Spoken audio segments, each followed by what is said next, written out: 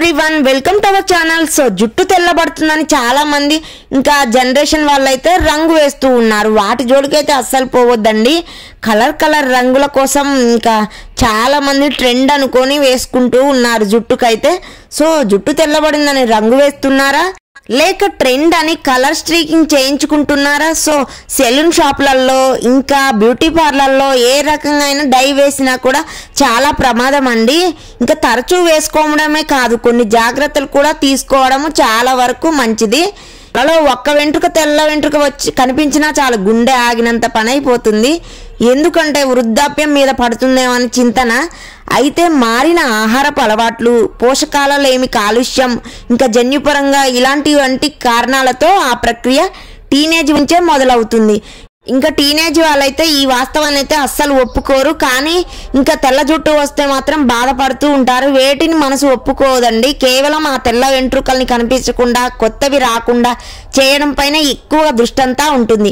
అందుకే దాన్ని అలా చూసి ఓ క్షణాన చుట్టుపక్కల ఇంకా ఉన్న వాటిని లాగేసుకుంటే అమ్మాయి అని ఊపిరి పీల్చుకునేలోగానే కుప్పలు తెప్పలుగా కనిపిస్తాయి మన జుట్టు తెల్ల వెంట్రుకలు అయితే. ఇక అది మొదలు వాటిని ఎలా దాచిపెడదామా అన్న ఆలోచనే వస్తుంది. ఈ క్రమంలోనే హెయిర్ డై వేయడానికి సిద్ధపడిపోతున్నారు. ఇంకొందరేమో ఫ్యాషన్ పేరుతో కలర్ స్ట్రీకింగ్ చేయించుకుంటున్నారు. అసలు ఎలాంటి తెల్ల హెయిర్ లేకపోయినా కూడా ఇంకా కొత్త రకాల స్ట్రీకింగ్ హెయిర్ స్టైల్స్ ఇంకా కలర్స్ అయితే వేయించుకుంటున్నారు.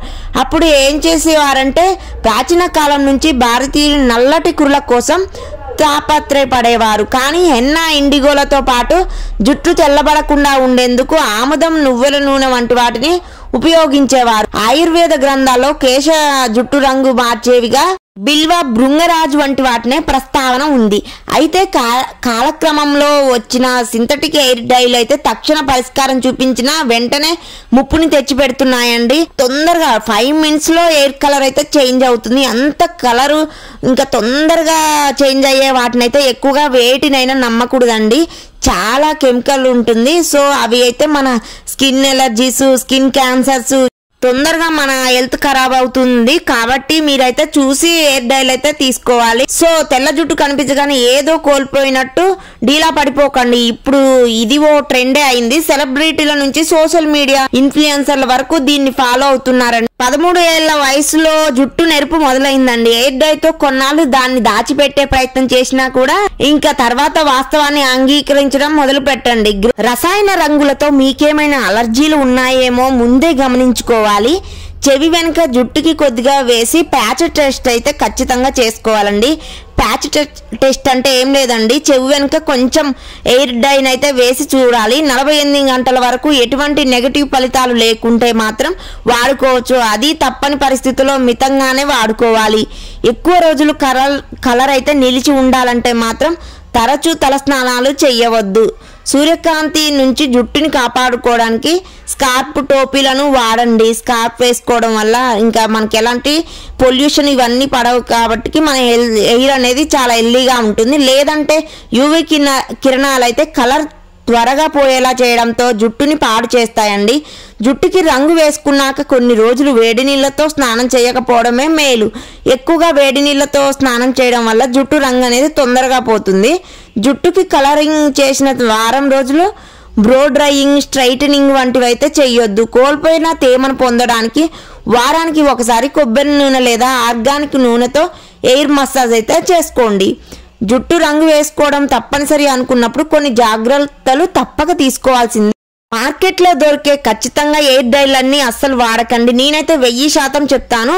ఖచ్చితంగా నేనైతే వాడొద్దనే చెప్తానండి. ఖచ్చితంగా వేసుకోవాలి. కొంచెం ఇంకా బిజీ షెడ్యూల్లో అకేషన్స్కి, ఫంక్షన్స్కి అప్పుడప్పుడు మాత్రమే, సంవత్సరంలో 1-2 సార్లు మాత్రమే వేసుకోండి అని నేనైతే చెప్తానండి. మీ ఇష్టం. మీకు ఇంకా ఓపిక ఉండి ప్యాచ్ టెస్ట్ చేసుకొని కొంచెం లైట్గా వాడితేనే మంచిదని నేనైతే చెప్తాను. 1000% వరకు నేనైతే పాటించొద్దనే చెప్తానండి. ఇంకా హెయిర్ డైల్ అయితే అస్సలు వేసుకోవద్దు. కెమికల్స్ ఎక్కువగా ఉంటాయి కదా. సంవత్సరంలో ఒక్కసారి అయితే బెస్ట్. సో ఎక్కువగా అస్సలు వేసుకోకండి. మీ జుట్టుకి రంగు వేసుకోవడం తప్పనిసరిగా అనిపించినప్పుడైతే ఇంకా అందరిలో అందంగా కనిపించాలి, ఏదైనా ఫంక్షన్ ఉందని అనుకుంటే మాత్రం కొన్ని జాగ్రత్తలు అయితే తప్పక తీసుకోవాల్సిందే. ఎందుకంటే వెంట్రుకల్లోకి రంగుని చొప్పించడానికి డైలలో అమోనియా, పీపీడి, హైడ్రోజన్ పెరాక్సైడ్ వంటి ఇంకా డేంజర్ కెమికల్స్ అయితే వాడుతూ ఉంటారు. ఇవి తలలో ఉండే న్యాచురల్ ఆయిల్స్ ని పొడిబారేలాగా చేయొచ్చండి. దీంతో జుట్టు రాలడం, పొడిబారడం, చిట్లడం వంటి సమస్యలు, కట్ అవ్వడం, ఇంకా తెగిపోవడం వంటి సమస్యలు అయితే తలెత్తుతాయి. అలానే ఇందులోని ఇంకా రసాయనాలు సున్నితమైన చర్మతత్వం కలవారికైతే దురద, చర్మం ఎర్రగా మారడం, దద్దుర్లు, వాపు, అలర్జీ, ఇంకా ఊపిరి తీసుకోవడంలో ఇబ్బందిని కలిగిస్తాయి. ముఖంపై పిగ్మెంటేషన్ సమస్య ఎక్కువగా కనిపిస్తుంది. ఇంకా ఈ ఎయిర్ డైలు అయితే మార్కెట్లో దొరికే ప్రెగ్నెన్సీ వాళ్ళైతే 1000% అవాయిడ్ చేయండి, అస్సలు వేసుకోకండి ప్రెగ్నెన్సీ వాళ్ళు. అంతేకాదు హార్మోన్ల అసమతౌల్యత, ఇంకా క్యాన్సర్ వంటి వాటికి ఎక్కువగా దారి తీసే అవకాశం ఉంటుందండి. చాలా వరకు ఇంకా స్కిప్ చేయండి ఈ ఎయిర్ డైన్ అయితే. అందుకే తప్పనిసరిగా డైలీ డై జోలికి అయితే అస్సలు పోకండి.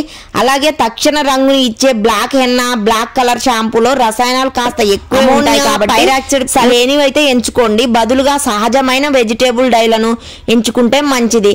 ఇంకా గోరింటాకు లాంటివి అయితే తీసుకోండి. రంగు వేయాలనుకున్నప్పుడు కొన్ని రోజుల పాటు తలకి ఏ ఉత్తి వాడదు. 2 రోజుల ముందే తల స్నానం చేసి నాణ్యమైన కండిషనర్ను వాడాలి. అలానే కలర్ వేసుకునే ముందు ముఖానికి ఇంకా మాడకు కూడా మాయిశ్చరైజేషన్ అప్లై చేసి తర్వాత డై వేసుకోండి. అలానే వెంటనే కాకుండా కాస్త టైం ఇచ్చి ఎయిర్ డై అయితే యూజ్ చేయండి. నేనైతే 1000% చెప్తాను. అసలు ఎయిర్ డైలు అయితే మంచిదే కాదు హెయిర్కి అయితే.